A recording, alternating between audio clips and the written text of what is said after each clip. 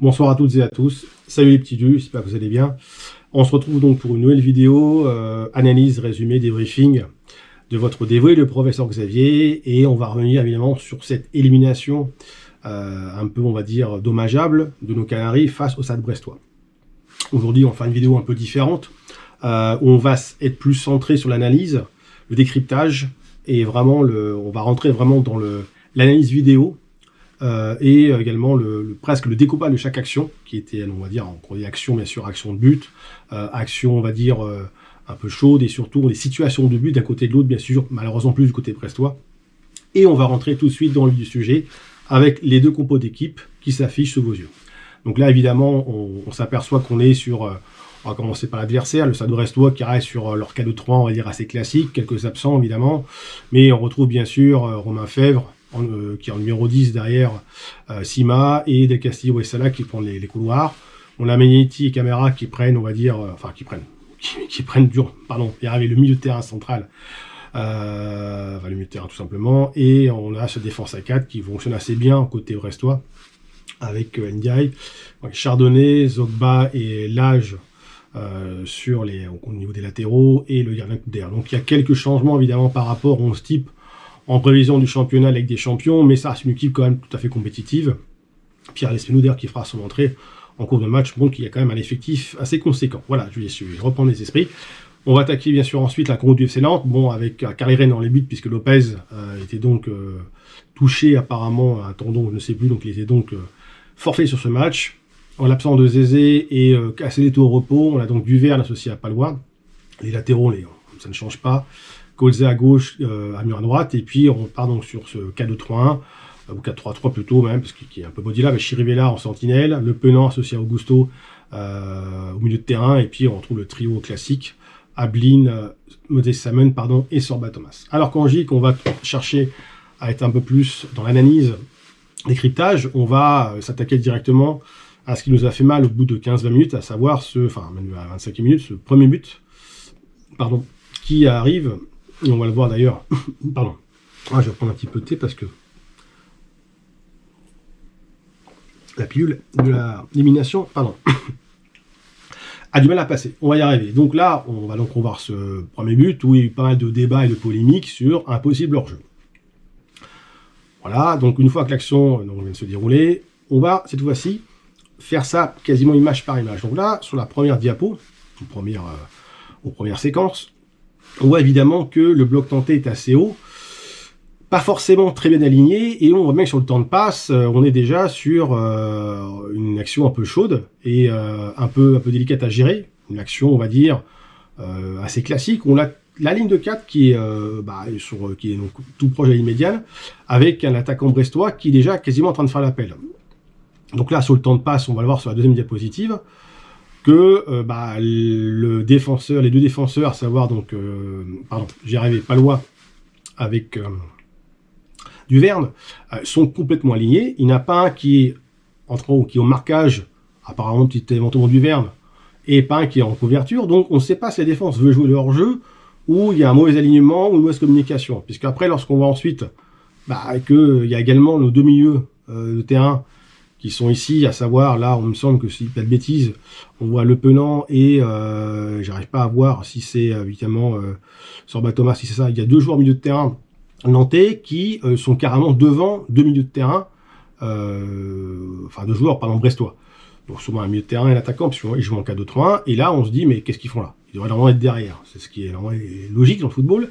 Et là, vous voyez avec le trait bleu, c'est qu'en fait, Palois couvre l'attaquant brestois, qui, sur le temps de passe, là, à ce niveau-là, il n'est pas complètement en jeu. Il est sur le temps de passe. Il est peut-être à la limite. On va le voir juste après, effectivement, sur la deuxième diapositive, que là, par contre, une fois que le ballon est parti, effectivement, là, il est bien en jeu. Puisqu'on voit que même l'arbitre, lui, est bien placé, l'arbitre de touche.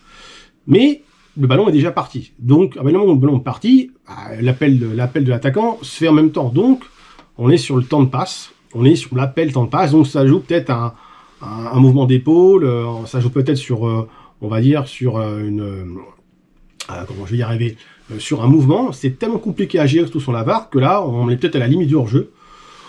Toujours est-il que là, quand on regarde ensuite, cette fois-ci, on va changer d'angle. on voit bien que la défense nantaise est alignée de façon un petit peu étrange. Pourquoi? Parce que on a tout en haut, effectivement, on a Kevin Amian qui est parfaitement aligné à Palois, Colza qui prend donc son joueur au marquage individuel, et là, effectivement, on voit qu'il y a un temps de retard par rapport à l'attaquant brestois, puisque normalement, Duverne devrait être derrière lui. Bon, on va de se retourner.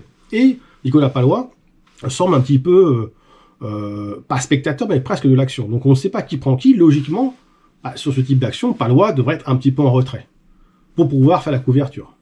Puisque lui-même n'est pas aussi rapide que Duverne, et c'est Duverne qui devrait être au marquage de l'attaquant. Enfin, en tout cas, moi, c'est ce qui me semblait logique, pardon.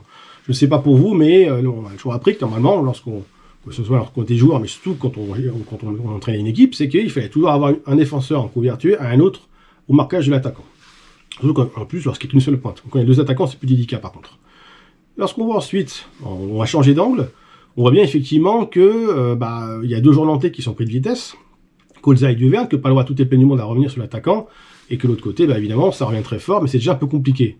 Lorsqu'on bascule ensuite sur dans notre surface de réparation, je vais y arriver, on voit que déjà Karlgren anticipe le mouvement, et il pense que l'attaquant va peut-être frapper sur à son premier poteau. On voit que Duverne est très loin de l'action et que Colza peine à revenir, c'est déjà presque un contre 1. Et là, évidemment, notre ami Duverne est déjà trop loin, par rapport à la frappe qui va être déclenchée par l'attaquant brestois. Colza arrive trop tard, Palois va intervenir, normalement Duverne devrait pouvoir couper en fait, directement. Ils sont deux à ce moment-là. On va le voir ensuite. Et j'ai mis un point d'interrogation parce qu'on ne comprend pas ce qu'il fait. Qu'est-ce qu'il cherche à faire? La frappe va être déclenchée, Palois va mettre son pied en opposition. C'est déjà trop tard. On ne sait pas comment a été faite cette course, mais Duverne est vraiment beaucoup trop tard. Et là, on se demande ce qu'il fait. On lui demande ce qu'il va faire là-dedans ensuite. Et là, bien sûr, une fois que la frappe est partie, c'est déjà trop tard. Le ballon, étant en restant par la flèche, c'est déjà terminé. Donc là, son intervention est trop tardive. Colza a été pris également. Voilà, donc c'est déjà un premier but, on va dire, qui est extrêmement dommageable. Et lorsqu'on regarde effectivement un dernier angle de passe, je suis un petit peu loin dans le décryptage, on voit bien que Karlgren a essayé d'anticiper au premier poteau, mais qu'il est resté, il est resté quand même attentif parce que la frappe pouvait très bien arriver de l'autre côté, ça pouvait être une frappe croisée, plutôt enroulée, pardon, et là du coup ce serait une frappe croisée. Et là j'ai mis un point d'interrogation effectivement sur notre ami qui arrive derrière, il me semble que c'est Amian, qui lui, je mets un point d'interrogation parce que il arrive quand même très très tard dans la surface, et pareil pour Colza, les gars, qu'est-ce que vous faites là? Vous avez pris là, c'est un petit peu tard. Donc on se demande s'il n'y a pas eu d'autres situations, et c'est un peu ce que je voulais voir pour ce premier but. Et c'est un but qui était largement évitable. Il y a peut-être eu un hors-jeu, on ne peut pas vraiment se dire si vrai l'attaquant brestois était hors-jeu ou pas. Toujours est-il que pour l'instant, on se rend compte que c'est un but qu'on prend, on va dire, après la 20e minute. Et on va voir que Brest va continuer à appuyer là où ça fait mal, et que ils vont nous faire mal à différentes reprises, puisque lorsqu'on va regarder... Alors excusez-moi, je ferme quelques fenêtres, je vais y arriver, voilà, c'est bon. Lorsqu'on regarde ici directement sur l'occasion très très importante de Brest, quasiment 3-4 minutes après le but encaissé, j'ai mis un point d'interrogation sur deux joueurs, et sur une zone notamment, celle où il y a deux joueurs entourés. Il y a forcément Duverne, il me semble, et je ne sais pas si sur Thomas ou Amiens, mais j'ai mis un point d'interrogation parce qu'en me disant, mais qu'est-ce qu'ils font là? On sait très bien qu'il va y avoir soit une frappe, soit une passe déclenchée dans l'intervalle, et on se demande à quel moment ils vont intervenir, puisque là, le milieu de terrain a tout le droit de faire une passe ou de frapper. Pareil, il me semble que c'est Colza éventuellement qui revient sur le côté gauche. On se demande ce qu'il fait et pourquoi il ne va pas prendre le 10 au marquage. Encore des situations un peu complexes, et on va le voir sur la deuxième diapo, que Duverne est un petit peu en retard, même plutôt en retard d'ailleurs, que son coéquipier est en retard également, que je l'ai entouré. Colza se désintéresse complètement du numéro 10. Bon, très bien, mais là, 1, 2, 3, 4 joueurs sur l'attaquant brestois, et puis le 10 qui est laissé tout seul, même pas au marquage. Et après, évidemment, on sait très bien ce qui va se passer sur le reste, c'est qu'on va prendre une énorme frappe, et que finalement, Koza s'est désintéressé toujours du 10, et qu'il n'y a plus qu'un joueur nantais qui est au contact, il me semble que c'est Duverne, je dis pas de bêtises, et puis Palois s'est fait dépasser, il y a 2 joueurs qui sont entourés parce qu'ils sont complètement hors de l'action, ils ne peuvent pas intervenir, donc c'est assez dommage. Donc j'ai pris un petit peu de temps sur chaque action, c'est encore un peu hésitant parce que c'est quelque chose que je mets en place, c'est quelque chose que je ne maîtrise pas encore, donc c'est pour ça que je prends le temps de bien décortiquer chaque action, et que ça nous permet effectivement d'aller un peu plus loin. Donc voilà ce qu'on pouvait dire sur ces 2 premières situations. On va donc enchaîner effectivement sur le deuxième but brestois, donc à la 35e minute, suite à un corner. Donc là, on va évidemment revoir le but en vidéo. Et on va passer maintenant au décryptage et analyse avec plusieurs vignettes ou diapositives comme vous voulez. Là, on voit bien dès la première diapo, ou le premier slide, peu importe, qu'il y a un petit souci dans la zone, dans le surface de réparation. Il y a 2 joueurs qui semblent se désintéresser complètement on va dire, de la zone de vérité, qui sont en dehors, on va dire, des 9 mètres, qui sont vraiment assez loin, qui sont même proches de la surface de réparation, enfin proches de la sortie, et on se demande ce qu'ils font là. Alors ils vont prendre quel joueur de Brest? Il y a déjà 2 joueurs nantais qui sont en train d'anticiper, dont un qui les intéresse du ballon, donc il y a 1, 2, 3 joueurs brestois pour 4 joueurs nantais. Alors c'est très bien, mais bon, j'irai vous dire, c'est pas les plus dangereux. Éventuellement, il y aurait pu avoir un joueur qui s'occupe des 2 milieux de terrain, des 2 joueurs au niveau de la surface à l'entrée de la surface d'opération, s'il y avait éventuellement une frappe. Donc là, j'ai mis un point d'interrogation. Ensuite, sur la deuxième diapositive, excusez-moi, je bois un petit peu. Là, on se demande, je sais pas qui, celui que j'ai entouré avec le point d'interrogation, mais il semble se désintéresser complètement. Il est juste en bas de Sorba Thomas, il me semble, pas de bêtises. Il semble se désintéresser de l'action. Se désintéresser, j'ai rêvé de l'action. Et on est même sur un corner où déjà j'ai entouré 2 joueurs, enfin 3 joueurs. Donc il y a Palois avec, il me semble, un autre joueur nantais et un autre que j'ai entouré, et qui me semble pas forcément au marquage, qui sont loin de l'action, qui sont loin des joueurs brestois. Et là, on est clairement sur un placement défensif très approximatif. Et lorsqu'on va sur la 3e diapo, on voit déjà que c'est trop tard, que Palois et son coéquipier ne sautent pas, sont en retard, et que là, bien sûr, Duverne, pas de chance, c'est lui qui est au marquage du joueur brestois, qui catapulte cette balle au fond des filets. Et lorsqu'on regarde bien, effectivement, en l'agrandissant un petit peu, que effectivement, Duverne ne saute quasiment pas, et que les autres sont un peu spectateurs. En disant, qu'est-ce qui va bien se passer? La suite, on la connaît. Carl ne peut que malheureusement que dévier le ballon à son propre but. Et on se retrouve avec donc un 0-2 en 10 minutes, un quart d'heure avant la mi-temps, sur un corner défensif qui n'a pas été bien maîtrisé. On voit les joueurs nantais qui sont complètement en retard et qui ne sont pas au marquage individuel. Et voilà, donc c'était important de décrypter cette situation de jeu, donc de but contre nous, sur un corner, où on est d'ailleurs coup de but du fait, parce qu'il y a la semaine dernière, on en a pris un contre Saint-Etienne.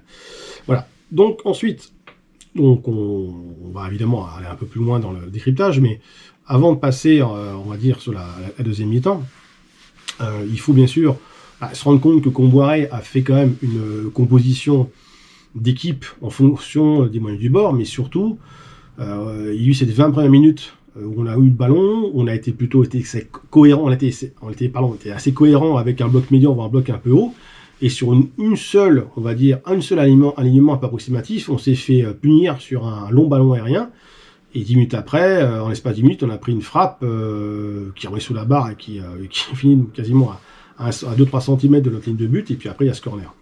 Malheureux alors qu'on a fait une bonne entame de match. Donc là j'ai vu les choses un petit peu à l'envers, c'est bien, j'aime bien faire des flashbacks.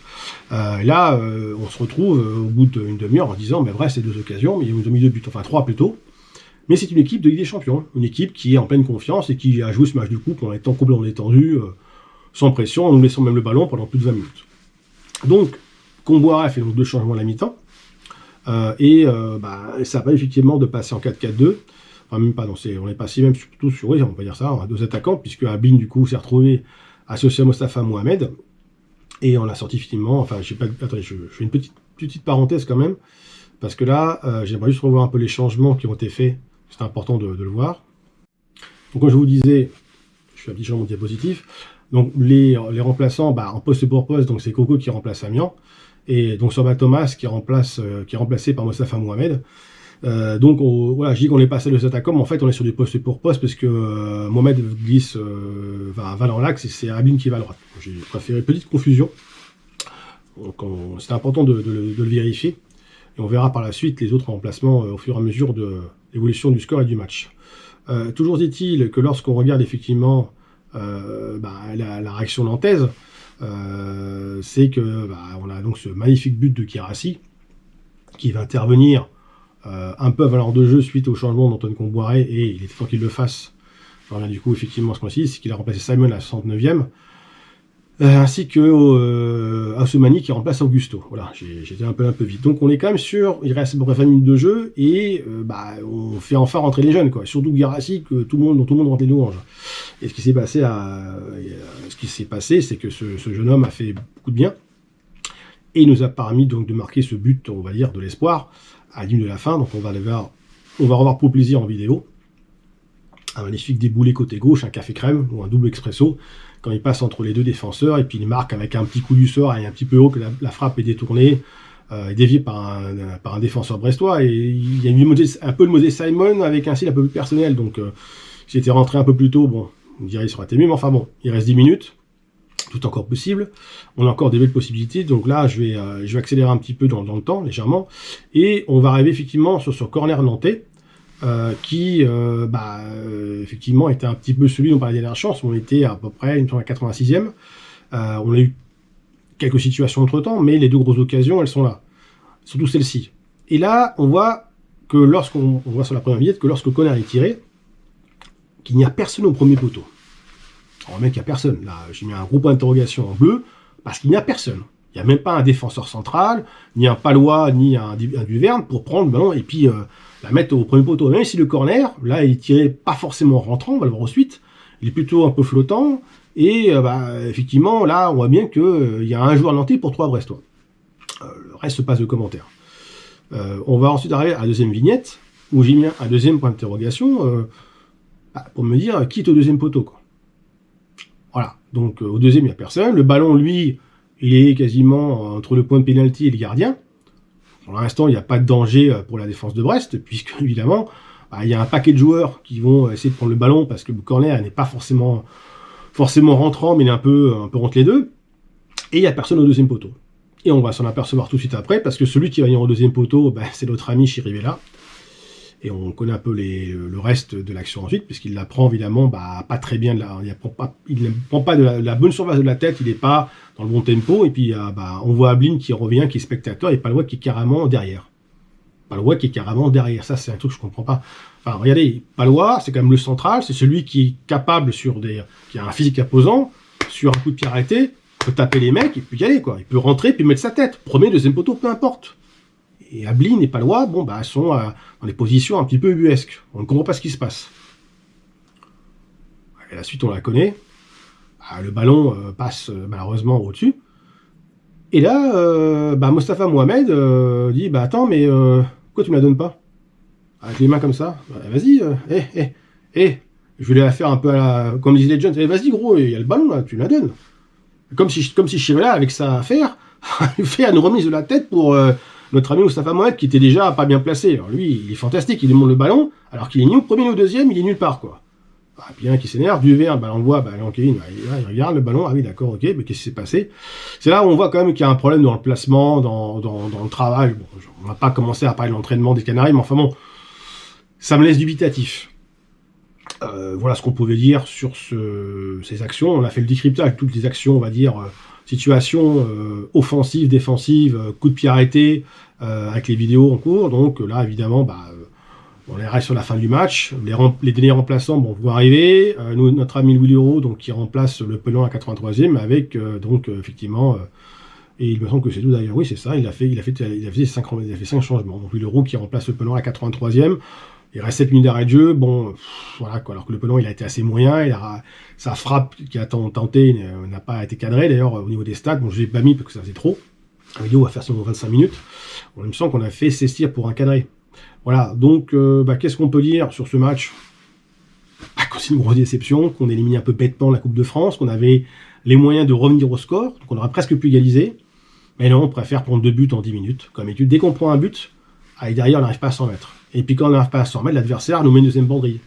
Puis après, on fléchit, on met un genou à terre, un peu comme le taureau, quoi. Mais on se relève, on a les 2 banderilles, on n'en a vu qu'une, mais il en reste une, parce que 0-2 à la mi-temps, bah, c'est pas 0-1 déjà. C'est pas la même chanson, c'est pas la même histoire, et ça commence à faire beaucoup. Je trouve que là-dessus, Comte-Boiret a été peut-être un peu frileux, les changements sont un peu tardifs. Guirassy, on l'attendait tous, on pensait qu'il allait mettre les jeunes, peut-être un Guirassy, Leroux, il y a un autre également, j'ai plus le nom, mais Florent Moll n'a pas joué, bon lui c'est pas ce qu'on appelle un jeune, mais c'est vrai que voilà, bon, on les a vus un peu tardivement, voilà, 69e, bon, 83e, 3 joueurs qui viennent, qui montent de l'envie, qui montent des choses, mais bon, voilà. Je vais pas faire trop long, je pense qu'on j'ai fait les calculs, on est à 17 minutes, bon, j'ai fait pas mal j'ai pas mal développé, j'ai pas mal argumenté, j'ai beaucoup délayé à les allers-retours. C'est la première fois que je fais du décryptage en vidéo et que je fais dans l'analyse vraiment vignette par vignette. Donc ce sera, je pense, un petit peu long, je pense pour certains ou certaines. N'hésitez pas à me le dire, bien sûr, dans l'espace commentaire, à me dire ce qui est bien, ce qui est moins bien, ce qui vous a plu, ce qui vous a moins plu, que je puisse avancer et progresser, parce que c'est pas facile de faire les deux en même temps, de filmer, regarder l'écran de l'ordinateur et de voir un petit peu, vignette par vignette, il y a à peu près 20 ou 25, et de faire un décryptage. Voilà ce qu'on pouvait dire sur ce match. Écoutez, moi c'était une première, je vais essayer de faire plus court la prochaine fois, de faire peut-être moins de vignettes, et peut-être des choses un peu plus simples, mais j'ai pris du plaisir à faire cette vidéo, à rentrer dans le décryptage, je me suis amusé également avec Paint à faire des petits ronds, des cercles, des schémas. Ça me rappelle le temps où j'étais coach, où je décryptais les matchs à la fin avec un tableau noir, mais c'était pas aussi précis, on n'en a pas la vidéo. En tout cas, ça m'a rappelé des bons souvenirs. Nos Canaris sont éliminés de la Coupe de France, ils n'ont plus qu'à se concentrer sur le championnat. On se retrouve toutes et tous, pour le match et le déplacement ô combien important en terre stéphanoise, dans le chaudron. On espère que ce ne soit pas un cauchemar pour nos amis dentais, pour nos petits lus, et que nos Canaris vont vite se réveiller. Voilà, ça a été un plaisir. Sur ce, très bonne soirée, très bonne nuit, très bonne journée, et surtout, prenez soin de vous.